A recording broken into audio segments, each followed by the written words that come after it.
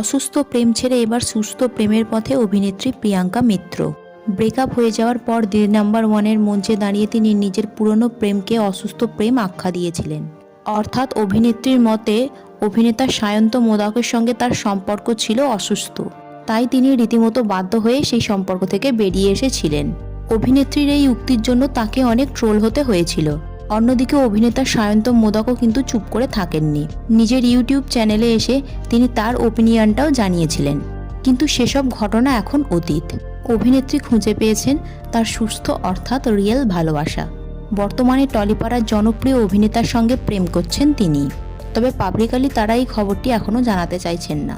অভিনেত্রী প্রিয়াঙ্কা মিত্র বর্তমানে অভিনেতা সুরজিৎ সাহার সঙ্গে প্রেম করছেন। অভিনেতার জন্মদিনটিকে খুব স্পেশাল করে তুলেছিলেন অভিনেত্রী। তবে তার জন্মদিন সেলিব্রেশনের একাধিক ছবি সোশ্যাল মিডিয়ায় পোস্ট করলেও অভিনেতা কিন্তু প্রিয়াঙ্কা মিত্রের সঙ্গে কোনো ছবি পোস্ট করেননি। কেবলমাত্র দুজনের হাতে গোলাপ নিয়ে একটি ছবি পোস্ট করেছেন, কোনো ফেস রিভিল করেননি। বোঝাই যাচ্ছে তারা এখন বিষয়টিকে গোপন রাখতে চাইছেন। বন্ধুরা, এই খবরটি আপনাদের কেমন লাগলো নিচে কমেন্ট সেকশানে জানাতে পারেন। ভিডিওটি ভালো লেগে থাকলে লাইক এবং শেয়ার করবেন, আর এই ধরনের নতুন আপডেট পাওয়ার জন্য চ্যানেলটিকে সাবস্ক্রাইব করে রাখবেন।